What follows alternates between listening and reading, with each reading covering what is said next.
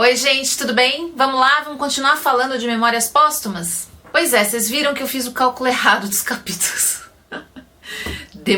Demorou já pra sair alguma coisa errada. Eu não sou boa em conta, né, gente? Vou deixar pra fazer isso aqui na frente do vídeo, é óbvio que eu ia ler capítulo a mais. Mas eu vou regularizar isso em breve, tá? Então antes de você assistir os vídeos, dá uma olhadinha aqui na descrição quais são os capítulos que estão incluídos nesse vídeo, para não correr o risco de você assistir um vídeo de um capítulo que você ainda não leu, tá bom? Vamos começar então, como a gente sempre começa, dizendo que tem spoiler pra caramba nesse vídeo, então não assista se você não tiver lido ou esteja lendo o livro. E segundo, esse vídeo é apenas um diário de leitura, tá? Ele não serve para vestibular e nem para nada mais importante a respeito do livro, tá bom?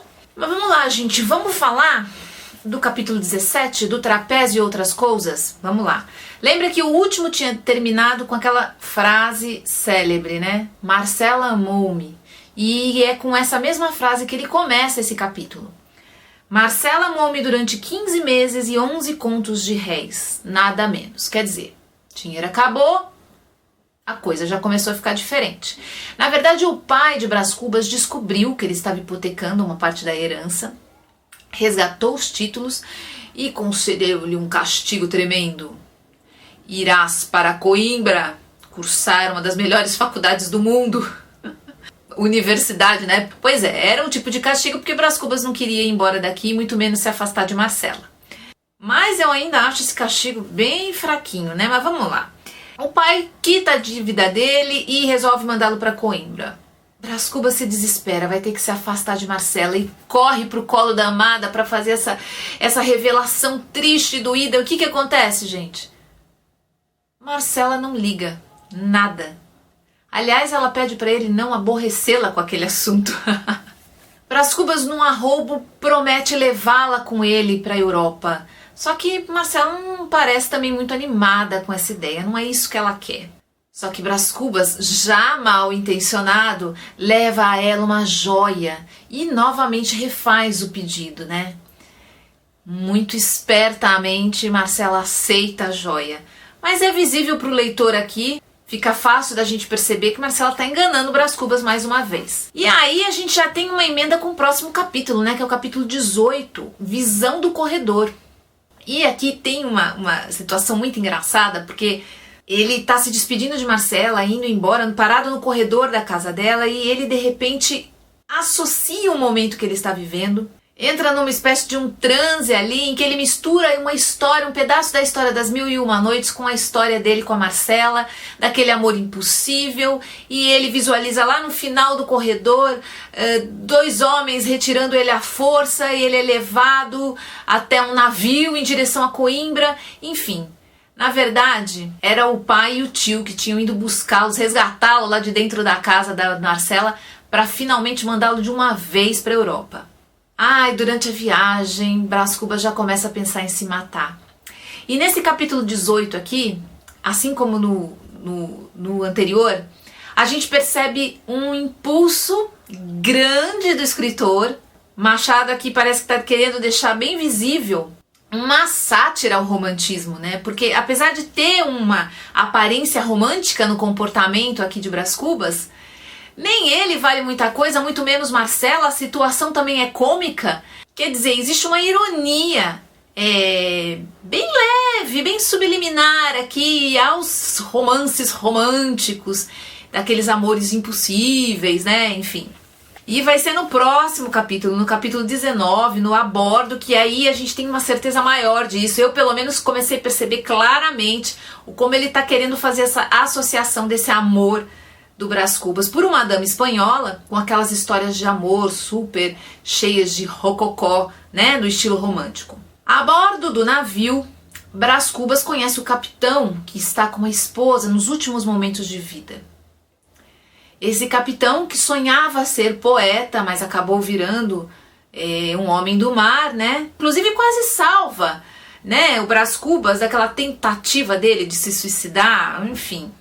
Quem conhece o Brás Cubas a gente já tá aqui num certo avanço já do texto, já sabe que o Brás Cubas não ia se matar por causa de Marcela, né? Mas ele tentou e o capitão foi lá, tirou ele naquele momento ali daquela situação, distraiu ele com algumas poesias.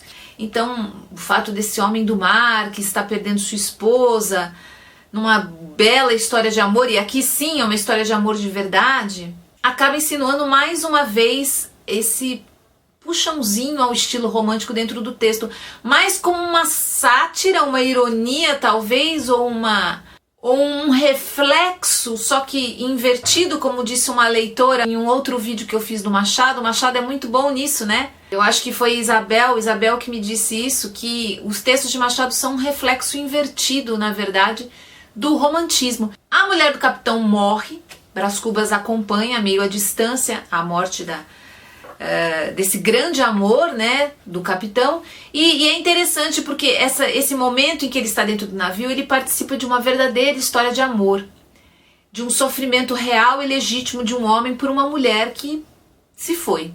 Termina a viagem e Brás Cubas vai se despedir desse novo amigo que ele tem, o capitão poeta, e o capitão diz para ele que ele vai ter um grande futuro. E naquele momento que o capitão diz isso, parece que vira uma chave na cabeça de Brás Cubas, ele esquece automaticamente Marcela, ou deixa um pouco para lá isso, e começa a pensar nessa possibilidade de ter um grande futuro. E aí a gente começa mais um passo da história do nosso protagonista, né?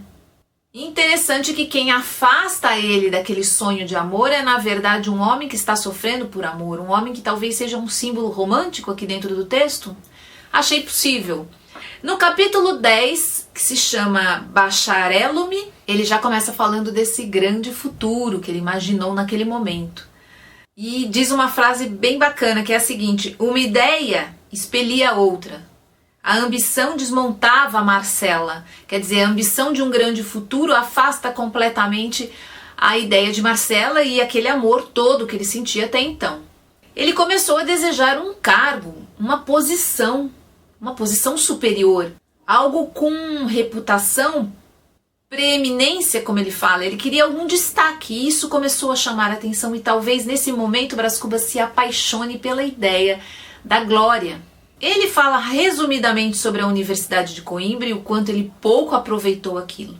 Logo foi conhecido como um fulião, quer dizer, adorava as festas, as bagunças, as amizades, mas estudar que é bom, muito pouco. Só o suficiente para ser aprovado. Enquanto isso, ele aproveitava de monte as festas e todas as badernas que rolavam. E quando vai chegando o momento que ele recebe o diploma, ele fica assustado, porque ele entende que ter um diploma é um sinal de liberdade. Só que liberdade, Brás Cubas lembra muito bem aqui, é também um sinônimo de responsabilidade. E isso ele não quer.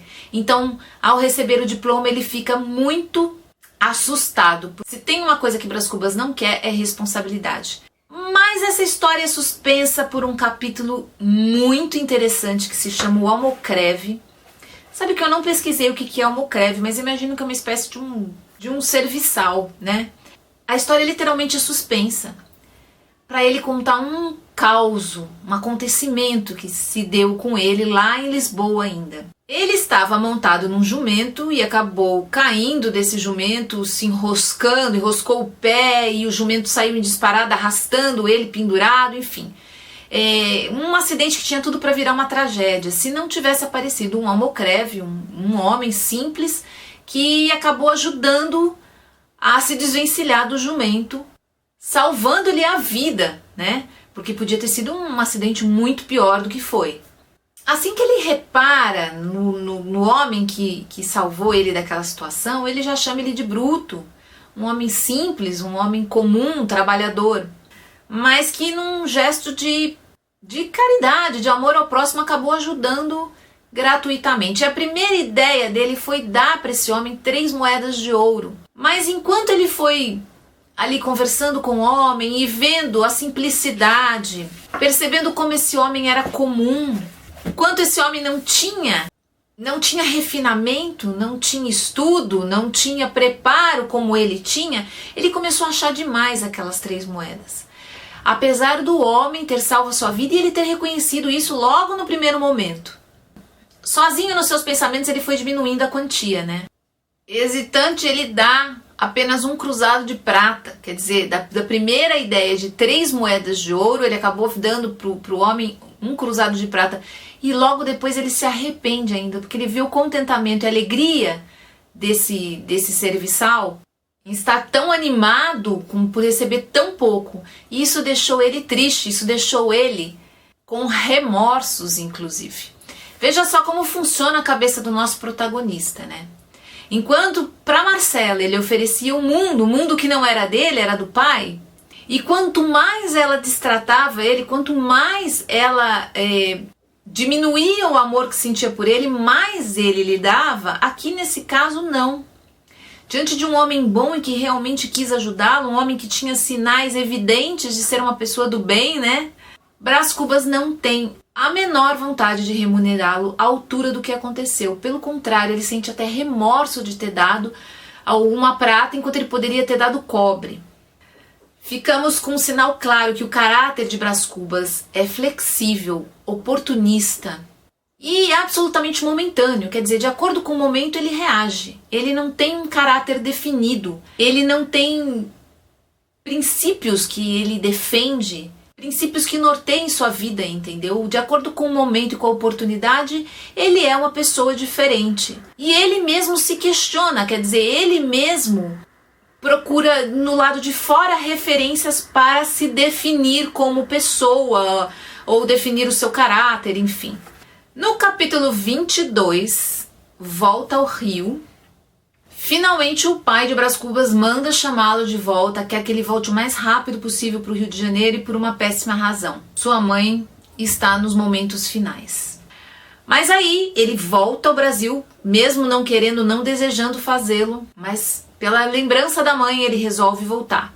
E aí o último parágrafo desse capítulo, ele fala que ele pede desculpa ao leitor se os capítulos estão ficando muito grandes, porque ele não quer de forma alguma que isso se torne um livro cheio de capítulos longos, porque esses livros são para os leitores pesadões.